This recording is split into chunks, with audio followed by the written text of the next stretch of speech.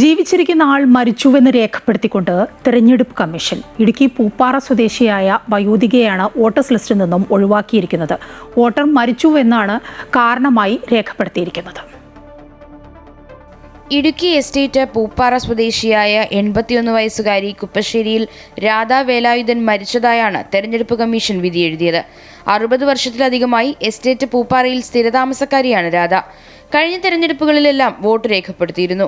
ജീവിച്ചിരിക്കുന്ന ഒരാൾ മരിച്ചു എന്ന് പറഞ്ഞത് എന്തായാലും തെറ്റായിപ്പോയി. ഞാൻ നല്ല ജീവനോടെ തന്നെ വോട്ട് പറഞ്ഞ് നടക്കുന്ന ഒരാളാണ്. പ്രായമായി, അത് ശരി തന്നെ. വോട്ടില്ലാതെയാക്കി. വോട്ടില്ലാത്തൊരു പൗരൻ എന്ന് പറഞ്ഞു കഴിഞ്ഞാൽ ആരായാലും അത് നമുക്ക് ശരിയായിട്ട് തോന്നുന്നില്ല. വോട്ടർമാരുടെ വിവരങ്ങൾ ശേഖരിക്കാനെത്തിയ ഉദ്യോഗസ്ഥരുടെ അനാസ്ഥയാണ് ജീവിച്ചിരിക്കുന്നയാളെ മരിച്ചതായി രേഖപ്പെടുത്താൻ കാരണം. രേഖകളിൽ അബദ്ധം സംഭവിച്ചത് മനസ്സിലാക്കിയ പൊതുപ്രവർത്തകർ പലതവണ വിവരം ഉദ്യോഗസ്ഥരെ അറിയിച്ചെങ്കിലും തെറ്റിദ്ധരുത്തിയില്ല. ഇതിപ്പോൾ ഒരു ഭരണഘടനാ ലംഘനമാണ് ഈ ഉദ്യോഗസ്ഥന്മാരുടെ ഭാഗത്തു നിന്നുണ്ടായിരിക്കുന്നത്.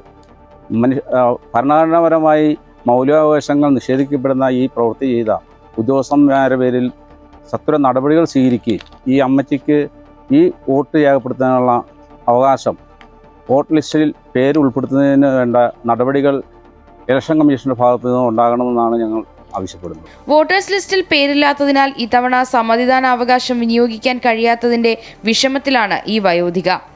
അമൃത ന്യൂസ്, ഇടുക്കി.